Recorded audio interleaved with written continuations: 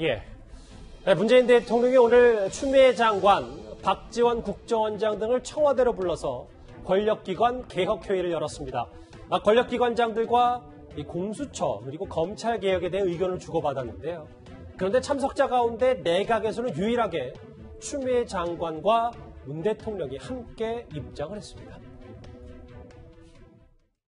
앞으로 법무부는 수사권 개혁 후속 법령의 시행을 완료하고 만전의 준비를 다하여 검찰 개혁을 완수하겠습니다. 검찰이 직접 수사기관에서 벗어나 수사의 적법성을 통제하는 인권 옹호관, 공소를 유지하는 공소관으로서 검사 본연의 역할을 충실히 수행할 수 있도록 하겠습니다. 지금 하면은 그 개혁회의 끝나고 법무부 장관의 브리핑 얘기를 잠깐 듣고 왔는데요. 근데 오늘 주목을 받았던 건 이 부분입니다. 이현정 의원님. 네. 개혁회의 시작하기 전에 회의실에 입장하는 문 대통령 바로 옆에 추 장관이 있었다. 동시 입장. 어떤 의미로 좀 받아들여야 됩니까? 그래서 일단 오늘 저는 회의가 검찰, 경찰, 국정원 개혁 전략회의라고 해서 1년 7개월 만에 열린 회의인데 제가 회의 결과를 쭉 보니까 왜 오늘 회의를 했는지 잘 이해를 못하겠어요. 왜냐하면 이미 검찰개혁과 경찰개혁 입장은 다 나와 있고 법안 다 올라가 있습니다. 굳이 이렇게 회의 안 해도 오늘 뭐 새롭게 나오는 이야기는 하나도 없어요.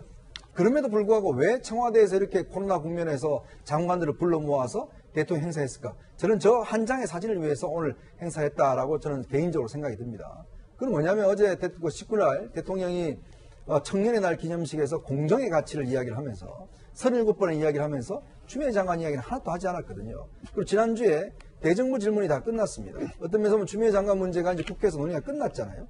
자, 그 문제에 대해서 이제는 어떤 면 청와대에서 대답을 해줘야 되는 차원인데 그러면 문재인 대통령이 가타부타 대답할 수 있는 상황이 아니죠. 그러면 뭘 하겠습니까? 저 한 장의 사진으로 대통령이 하고 싶은 이야기를 하는 겁니다. 즉 추미애 장관 경질 안 한다. 나하고 함께 할 거다. 그 장면을 오늘 저런을 통해서 사실은 좀 공개한 것이 아닌가라는 저 나름대로 해석을 해봅니다. 그래서 일각에서는요, 고장 처장. 네. 지난번 조국 전 장관 이슈가 한창 불거졌을 때 대통령이 그 논란의 중심에 있었던 딸 의혹, 키스트 관련해서 당시에 직접 거기서 국무회의를 연 것과 마찬가지로 이번에도 당시 화면처럼 조국 전 장관에 힘을 실어듯이 이번에도 추미애 장관에게 경질은 없다라는 시그널을 준 거 아니냐라는 해석도 있긴 있는가 봅니다. 그렇습니다. 이 조국 전 장관이 이제 장관이 돼서 처음 국무회의에 참석하는 이 회의가 공교롭게도 그 딸의 어떤 허위 인턴 의혹이 있었던 키스트였습니다. 맞아요. 키스트는 또 이게 서울에 있는 것도 아닙니다. 이게 이 대전에 있는 이 연구기관이 국책 연구기관인데 그 지역에까지 대통령이 직접 내려가서 이 조국 장관의 어떤 국무회의 첫 그 회의 참석을 격려하고 독려했다라는 것은 굉장히 다양한 메시지를 주고 있는 것이죠. 키스트 입장에서는 대통령을 영접해야 되니까 얼마나 바빴겠습니까? 그리고 얼마나 많은 이 정무적인 판단과 이 의전을 했겠습니까?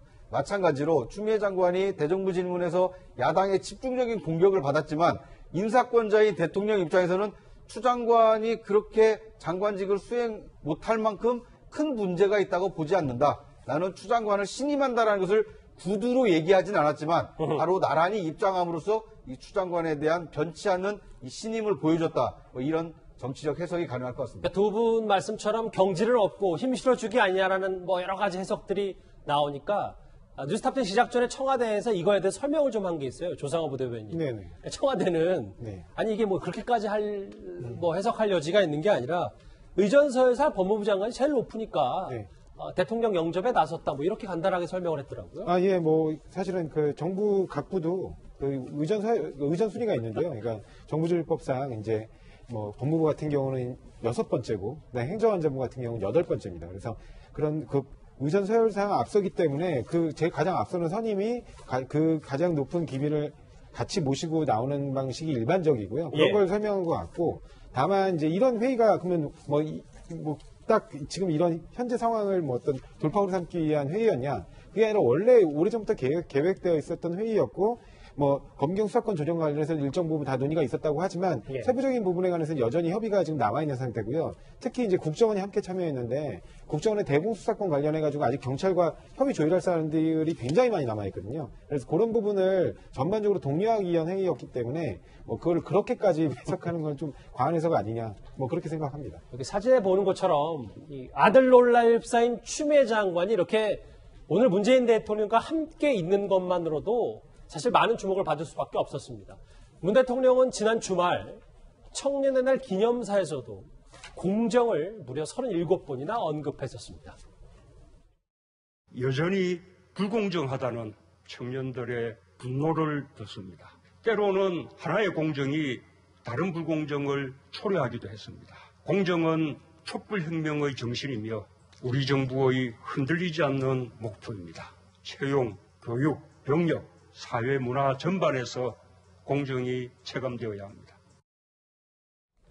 내용은 다 뭐 우리가 고개를 끄덕일 만한 얘기고 공정사회 의지는 뭐 확인이 다시 한 거긴 한데 구체적인 사안에 대해서는 대통령이 언급을 하지 않았습니다. 뭐 이걸 갖고 침묵했다는 일각의 시각도 있는데 김 변호사님은 어떻게 보세요? 그러니까 야당 쪽에서 비판이 나오는 포인트 그거든요. 예.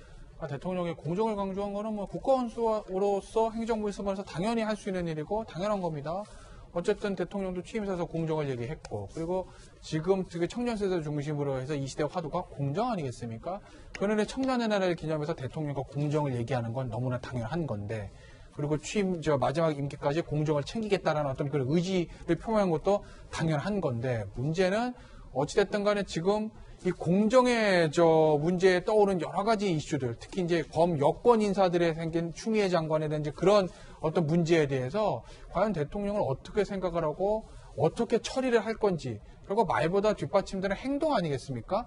그런 문제 때문에 야당에서 지금 어떤 좀 그런 비판을 좀 받고 있는 것 같습니다. 예. 말 자체보다는 말을 뒤따르는 대통령의 행동을 요구하는 거죠. 그래서 뭐 우회적인 언급을 대통령이 하고 있는 거 아니냐라는 뭐 야당의 지적도 있는데요. 오늘 김종인 대표와 정의당의 목소리 각각 이어서 들어보겠습니다.